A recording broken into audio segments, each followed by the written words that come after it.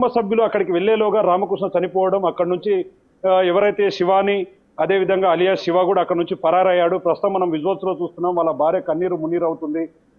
వాళ్ళ భార్యను కూడా చూస్తున్నాం. అసలు కనీసం మాట్లాడలేనటువంటి పరిస్థితిని అనేది కూడా మనం క్లియర్ కట్ గా చూడవచ్చు. ఎందుకంటే ముగ్గురు పిల్లలు ఉన్నారు, ముగ్గురు సంతానం ఉన్నారు. వారిని ఏ విధంగా పోషించాలి, ఎలా మా బ్రతుకు జీవనం కొనసాగించాలనే క్రమంలో కూడా వాళ్ళు కన్నీరు మున్నీరు అవుతున్నటువంటి పరిస్థితిని అయితే చూస్తాం. సరే, కాసేపు ఆమెతో మాట్లాడే ప్రయత్నం చేద్దాం. అమ్మా, ఏం జరిగింది ఆ రోజు?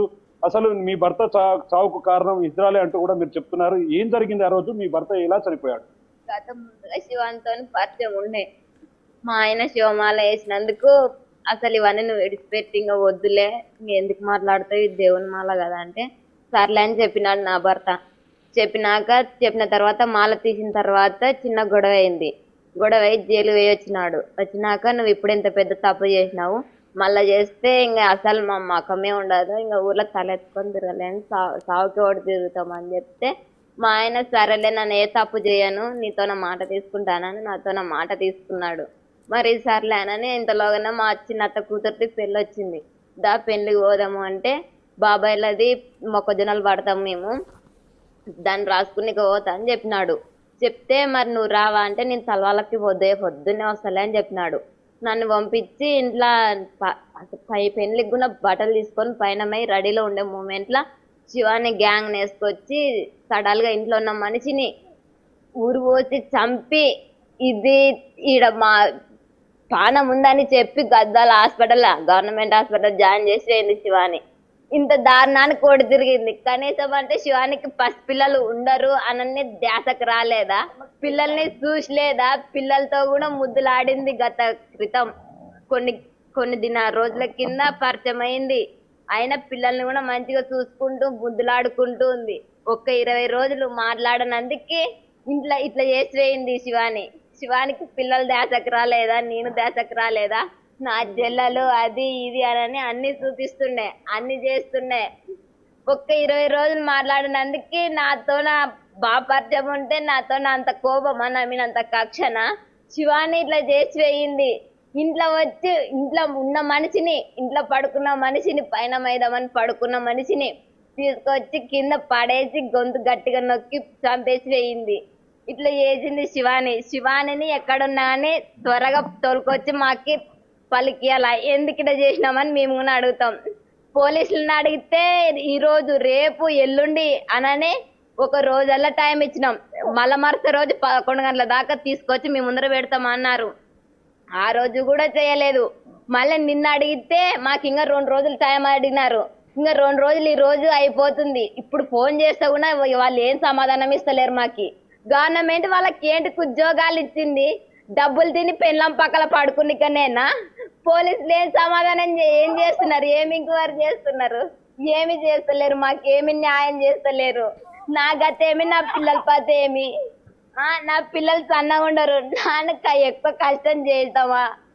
ఎక్కడ ఎంతవరకు ఉన్నా అడి పని మాత్రమే. మాకేం జాబులు లేవు. మామేమి ఎంత కష్టం చేసినా మాకు వచ్చేది 300 కూలి. 300 కూలితోనే 3 పిల్లల్ని నేను ఎట్లా పోషించుకోవాలా? మేము ఎట్లా బతకాలా? శివాని ఇంత దారుణాన్ని కొడు తిరుగుతుందని పసిగట్టలేదు మేము. ఇంట్లో ఉన్న మనిషిని 4 వచ్చి చంపినారు. గతంలో ఎప్పుడన్నా ఈ విషయం మీ దృష్టిలో చెప్పడం గానీ? నాకల్ సోంపల్లె వీరేష్ ఉన్నాడు, గొర్లకాంతోటి వీరేష్ ఉన్నాడు. వాడు వచ్చి ఇంట్లో వచ్చి ఇట్లా గ్యాంగ్ తో వాళ్ళందరూ పక్క ప్లాన్ మీద వచ్చినారు. అందరు వచ్చి చంపేసినారు. మాకి శివాని వచ్చి సమాధానం చెప్పాల, మాకి న్యాయం చేయాల పోలీసులు. శివాని చూస్తున్నాం, మన దగ్గర వాళ్ళకి సంబంధించినటువంటి బంధువులు కూడా ఉన్నారు, వాళ్ళతో కూడా మాట్లాడదాం. ఏం జరిగింది? ఆమె మాట్లాడడంలో ఏం చెప్తారు? ఆమెకి వానికి ఆమెకి చాలా లింకప్ ఉంది అని అంటున్నారు. అవన్నీ కాకపోతే పెళ్లికి పోతానంగా కూడా మా అన్న రామాంజనేయులు ఫోన్ కు ఏమ్రా పాప ఇట్లా ఈ విధంగా బాధపడుతుంది, అక్క బిడ్డ ఇంత దెబ్బ బాధపడుతుంది, మీరు ఎందుకు పెళ్లికి పోతలేవు? మా అన్న సీరియస్ అయినాడు. పోతామమ్మా పోతా అని చెప్పి ఎందుకు ఫోన్ లిఫ్ట్ చేస్తలేమంటే అడిగితే ఆమె లైవ్ లో ఉన్నది. శివాని పాప లైవ్ లోనే ఉన్నది. అప్పుడు కూడా మా అన్న తిట్టి ఫోన్ చేసి మా అన్న ఆమెతోని లైవ్ లో ఉండి మాట్లాడినాడు. ఎందుకమ్మా నీకు అంత దెబ్బ ఇబ్బంది? మా పాప పెళ్లికి పోతా అంటే నువ్వు ఎందుకు వాడిని పెళ్లి పోనిస్తలేవంట అని టార్చర్ వేసి ఇక మీదటి ఇటువంటివి ఎలాంటివి ఏమన్నా ఉంటే ఇబ్బందిగా ఉంటే ఇటువంటివి ఏమన్నా ఉంటే నేను వచ్చి పెళ్లి కానుంటి వచ్చి నేను మాట్లాడతా, మీది ఏమన్నా సమస్యలు ఉంటే కూడా ఓదార్చి మా ఓడు మంచిగా పని చేసుకుంటూ ఉన్నాడు, ఇదే విధంగా కొనసాగుతున్నాడు, అంతకు మించి మీరు ఏం చేయకండి అని అనగానే ఫోన్ కట్ చేసినారు. పోయినా మా అన్న మా పెద్దమ్మ ఊరు దాటంగానే వాడిని కాపల మా అన్నని చూసుకుంటూ ఉన్నారు. ఊరు దాటంగానే వచ్చినారు, అటాక్ చేసి ఒకరు శివానితో పాటు ఇద్దరు ఇజ్రానలు వచ్చేసి ఇద్దరు బాయ్స్ వచ్చి అటాక్ చేసి ఇదే చుట్టుపక్కల కూడా ఎవరో చూసినారు ఏదా అంటే కూడా వచ్చేసి మేములేమ్మ మేము గద్వాలము పిలిస్తే వచ్చినాము అని వాళ్ళని చెప్పి మీకు ఏం పని ఉందని వాళ్ళతో పాటు మీరు ఎందుకు మేము మాట్లాడతామని చెప్పి వాకిలేసి వాడిని చిత్రహింసలు పెట్టి చంపిన తర్వాత ఆటో వచ్చి వేసుకొని పోయి గద్వాలకు పోయినారు. అదే పాప వాళ్ళ నాయన హాస్పిటల్కి పోతే ఇట్లా అవన్నీ జరిగిందని మా అన్న రాజుల్ కానుంటే అంటే ఆడ 10 నిమిషాలు తలవాళ్ళు ఉన్నాం కానీ తెలిసిన విషయం ఎవరికి చెప్పకుండా చెప్పితే ఎవరు కాదు సొంతం అక్క బిడ్డదే పెళ్ళి అనుకో ఆగమవుతుందని చెప్పనట్టు తలవాళ్ళు వేసి ఇట్లా అయిందని పాపం తొలుకొని అయితే మీరు రాండమ్మా నేను పోతాను మా అన్న చెప్పిండు.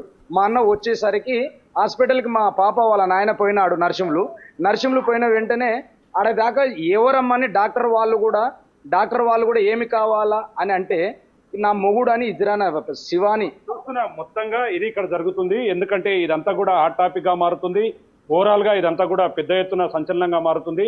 మా బంధువును ఎవరైతే మా రామకృష్ణ చంపారో ఆ ఇజ్రా మరియు మిగతా వాళ్ళందరి మీద కూడా సీరియస్ యాక్షన్ ఉండాలి. అదేవిధంగా రామకృష్ణ భార్యకు కూడా న్యాయం చేయాలని చెప్పి కూడా వారి కుటుంబ సభ్యులు అదేవిధంగా వాళ్ళ భార్య చెప్తున్నటువంటి పరిస్థితి అయితే మల్దకల్ నియోజకవర్గం మల్దకల్ ప్రాంతంలో కనిపిస్తున్నటువంటి పరిస్థితి ఇక్కడ కనిపిస్తుంది. Soumya. Right Shankar, thanks for the updates.